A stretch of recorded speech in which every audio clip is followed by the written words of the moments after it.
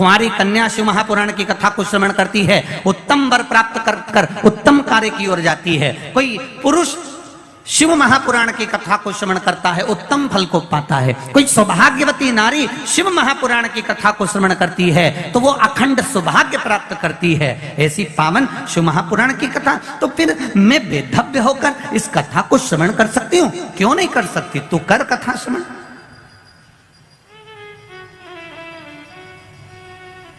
चंचुला देवी ने हाथ में जल लिया, भगवान देवाधिदेव महादेव से प्रार्थना करने जा रही है कि मेरे पति के लिए मैं शिव महापुराण की कथा करवा रही हूं, पर यजमान नहीं है, कोई जोड़ा मेरे पास में नहीं है। माता पार्वती जी ने कहा, चंचुला देवी तुम शिव की आराधना करो, शंकर की आराधना करो, वो तुम्हारे यजमान बनेंगे, वो कथा के यजमान बनकर बैठेंगे, जोड़े से मैं बैठूंगी। अब चंचुला देवी पानी लेकर जाती है शंकर जी के मंदिर में चढ़ाने के लिए। जितनी बार चंचुला देवी जल लेकर शिव के चरणारविंद को शिवलिंग पर चढ़ाने के लिए जाती है, बालू का शिवलिंग बनाकर उसकी पूजन करने के लिए जाती है, जितनी बार जल का पात्र हाथ में लेती है उतनी बार पात्र गिर जाता है।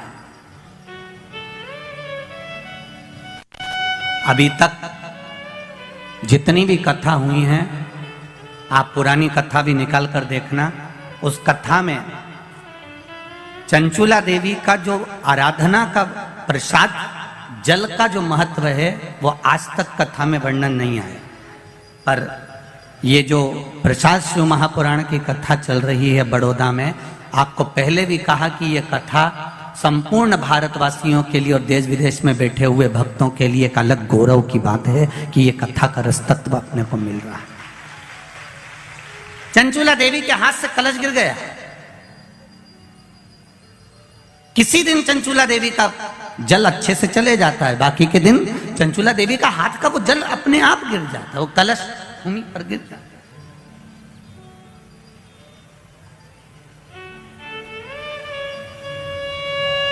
फिर चंचुला देवी अंदर जाती है, फिर जल लाती है, फिर शिव जी को समर्पित करती है। पर एक बार का लाया हुआ जल तो नीचे गिर गया। कितनी सुंदर सुंदर बात हमारे यहाँ शिव महापुराण वर्णन करती है। मांग में माता सिंदूर भर रही हैं, मांग में सिंदूरा भरा जा रहा है, मांग में कंकु भरा जा रहा है, मांग में सिंदूर भरा जा रहा है, और वो सिंदूर नाक पर गिरता है। वो सिंदूर नासिका पर गिर गया तो कहते हैं कि कोई काल आने वाला था पति के ऊपर, वो काल टल गया और नाक पर सिंदूर आया तो नारी का सौभाग्य और अखंड हो गया, ये शास्त्र कहता है।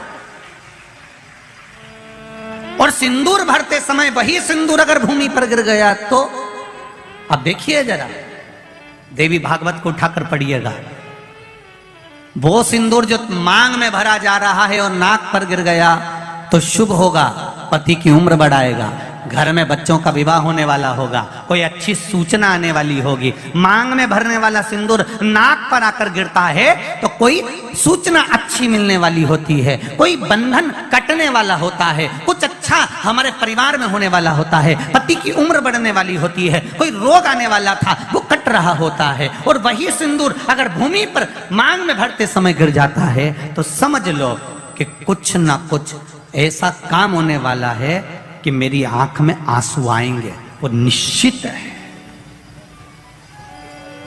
वो निश्चित है। चाहे वो किसी प्रॉपर्टी के चक्कर में हो, परिवार के चक्कर में हो, नातों के चक्कर में हो, पुत्रों के चक्कर में हो, बेटियों के चक्कर में हो, पति के चक्कर में हो, रिश्तेदारों के चक्कर में हो, कुटुंब मायका ससुराल के चक्कर में हो, पर निश्चित है कि नेत्र में जल जरूर आएगा, ये निश्चित था। क्योंकि भूमि पर वो सिंदूर अगर नाक पर गिरा है तो शुभ है, पर वही सिंदूर अगर भूमि पर गिरा है तो वो अशुभ है।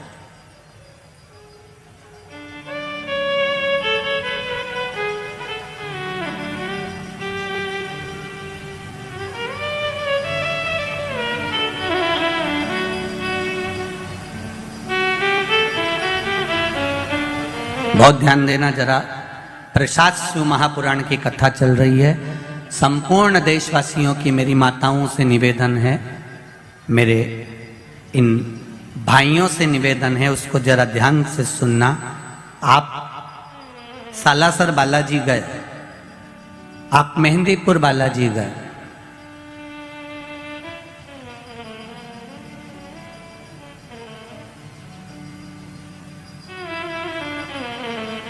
आप पावागढ़ की माता पर गए, आप किसी देवी मंदिर में दर्शन करने के लिए गए,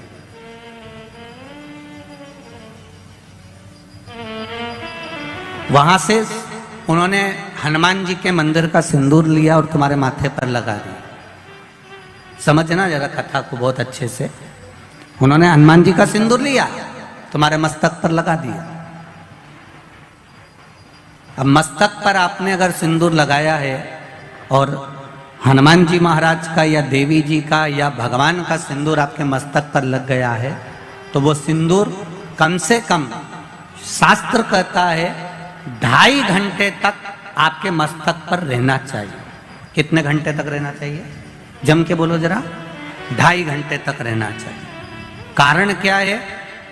भगवान के चरण का अगर कोई कुंकू या सिंदूर हमारे मस्तक पर लगाया गया है, वो 2.5 घंटे तक रहे, उसके बाद उस सिंदूर को किसी नैपकिन, कपड़ा या अन्य चीज से पोंछ देते हैं। पोंछने के बाद वो गलत जगह पर टंग जाता है, लोग उसका गलत हाथ का प्रयोग कर लेते हैं। वो जितनी जगह गलत जगह जाता है उतना दोष हमको लगते चले जाता है। इसलिए उस सिंदूर का क्रम है कि कोई पुष्प है, उस पुष्प से उस सिंदूर को लगा लिया जाता है, कोई पत्ती है उससे सिंदूर को लगा लिया जाता है, उस पुष्प को। फिर विसर्जन में, अगर विसर्जन में नहीं रख सकते तो अपने घर में जो गमला होता है जिसमें पौधा लगा होता है, उस पौधे में उसको डाल दिया जाता है, जिससे वो सिंदूर उसमें मिल जाए और हमारे घर में सदा रहे। पर हमने कोई टाविल, होटल में ठहरे तो होटल के टाविल से पोंछ दिया, कहीं ठहरे थे तो दीवार से पोंछ दिया, कहीं लगा दिया, उसका दोष है, उसका दोष।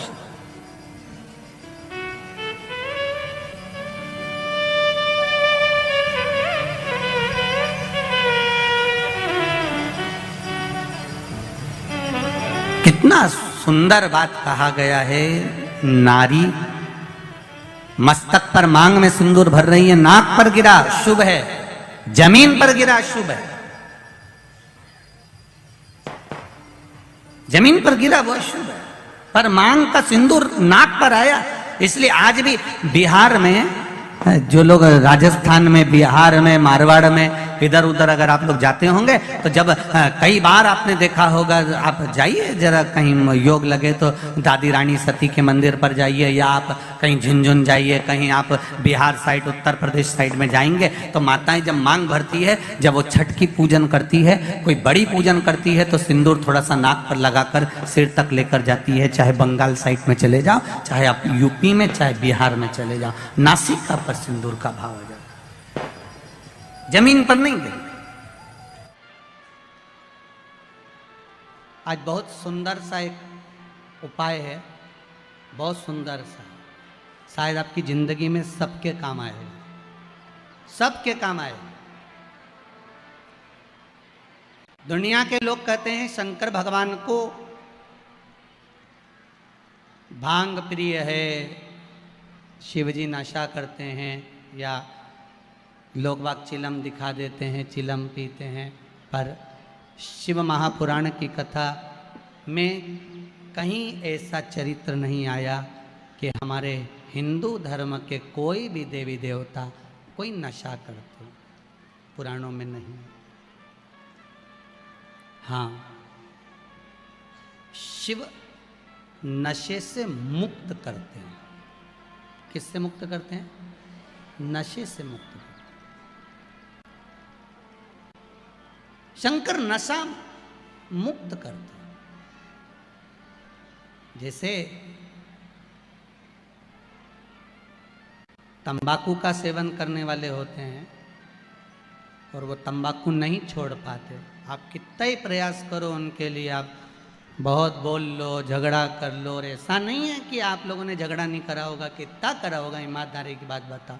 4-5 दिन तो आप लोगों ने नए नए में तो रोटी भी नहीं खाई होगी झगड़ा के कारण। तुम तंबाकू छोड़ो, तंबाकू छोड़ो, वो तुम्हारे सामने नहीं खाए तो क्या हुआ, बेरू बाहर जाके खा ले, हमें कौन सी बड़ी बात, पर खाए तो सही। तो उसके लिए नीलकंठेश्वर महादेव का स्मरण करें। कौन से महादेव का करना है? नीलकंठेश्वर महादेव महाराज।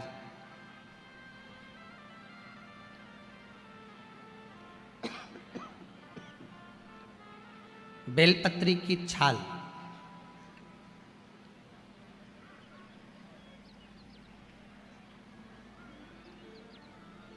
या बेलपत्री की जड़, इसको घिस कर इसका चंदन तैयार कर लीजिए। चंदन बनाने के बाद में इसकी गोलियां बना लीजिए।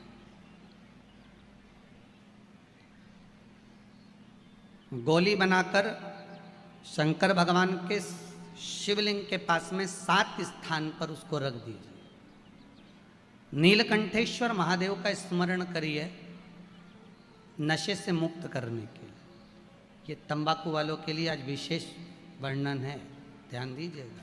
और मुझे लगता है बहुत आनंद की अनुभूति होगी राष्ट्र को संवरने में, बहुत आनंद की अनुभूति होगी। मेरा इंदौर माँ अहिल्याबाई की यह पावन धरा स्वच्छ है, सुंदर है। अच्छे से अच्छे बड़े से बड़े शहर में घूमकर आ जाना, जहाँ चाहो वहाँ चले जाना, पर इंदौर जैसी सफाई मिलने वाली नहीं है कहीं पर भी हो।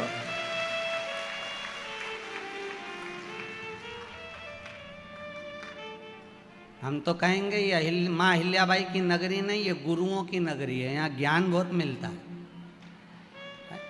कोई आए तो यहाँ से लेकर जाए कि यहाँ सफाई है, तो वो भी ज्ञान तो दे रहे हैं इंदौर नगरी। एक से बढ़कर एक भोजन कहीं नहीं बनता और यहाँ बनता। पूरी दुनिया में रात में कहीं चाट नहीं मिले, यहाँ पूरी रात चाटो, पूरी रात। तुम तो चला जाओ नहीं, वो राजवाड़ा के आसपास में पीछे इधर उधर कौन सा रोड है वो, ये देखो हमारे तो याद ही नहीं, इनके तो सब याद।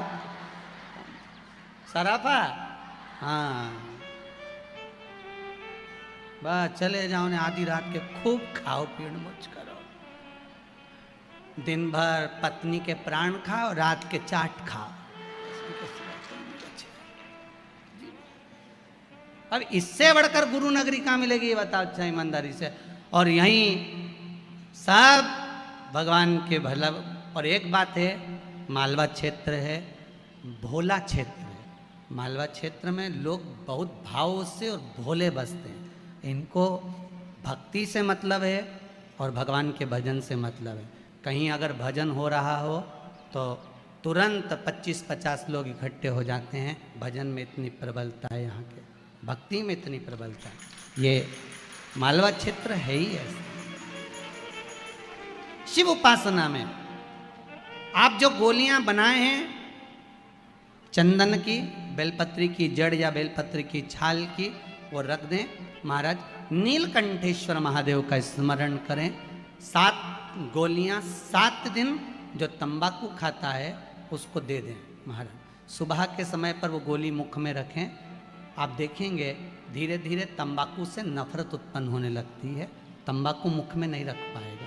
प्रैक्टिकल करने में क्या जाता है, सीवर वाला महाराज झूठ बोल रहा होगा तो, इसलिए आप प्रयास करिए, बाबा पर विश्वास कर कर प्रैक्टिकल करने का प्रयास करिएगा। बाबा चाहेगा तो आप स्वस्थ रहें, मस्त रहें और अपनी जिंदगी अलमस्त जिएं। यही शिव महापुराण की कथा कहती है। उसका प्रयोग करें, प्रयास करते रहें। भगवान शंकर के अनुमोदन नीलकंठेश्वर महादेव, साधारण महादेव नहीं है, नीलकंठेश्वर। अब दुनिया के लोग कहते हैं भगवान शंकर भांग का नशा करते हैं, भगवान शंकर गांजे का नशा। नहीं नहीं नहीं, शिव जी से पूछा आप कौन सा नशा करते हो? शंकर भगवान कहते हैं मैं राम नाम और कृष्ण नाम का नशा करता हूँ, जिसकी मस्ती में मैं डूबा रहता हूँ। मुझे नशे की जरूरत नहीं पड़ती। मेरे ओगढ़दानी, मेरे त्रिकालदर्शी, मेरे शिव राम और कृष्ण नाम के नशे में डूबे रहते। करो प्रयास, भगवान का नाम का नशा। कई माताएं पत्र लिखी है, इसमें 1-2 पत्र ऐसे भी हैं महाराज कि जिन पत्रों में वर्णन किया गया, गुरुजी मेरा पति बहुत मदिरा का नशा करता है, उसको छुड़ाया कैसे जाए। पहले तो ये ध्यान करो कि मदिरा पिलाने वाला कोई दूसरा नहीं, मदिरा पिलाने वाले आप स्वयं। ना जाने कौन से नक्षत्र में, कौन सी घड़ी में, कौन से पल में, कौन से समय में आपने अपने बच्चों के हाथ में बोतल पकड़ाई, वो बोतल आखिरी तक नहीं छूट पाई।